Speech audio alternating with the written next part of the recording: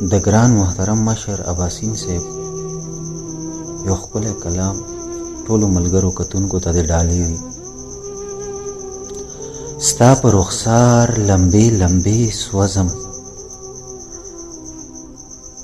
ستا په رخسار لمبې لمبې سوځم،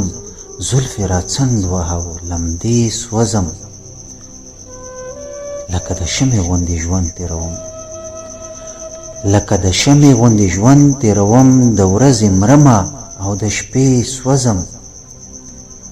هله را پېښ شوې چې ایرې ایرې شوم،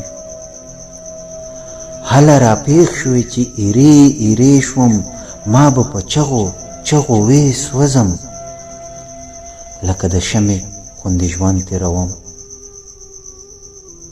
لکه د شمعې غوندې ژوند تېروم، د ورځې مرمه او د شپې سوځم. هله را پېښ شوې چې ایرې ایرې شوم، ما به په چغو چغو وې سوځم، خزان مې شونډې تراړې تراړې کړلې، خزان مې شونډې تراړې تراړې کړلې، سپرلیه کله به راځې سوځم، ستا د ښایست د سرو غرمو مخې ته، ستا د ښایست د سرو غرمو مخې ته، زه اباسین چپې چپې سوځم، ستا په رخسار لمبې لمبې سوځم، زلفې را څنډ وهه لمدې سوځم.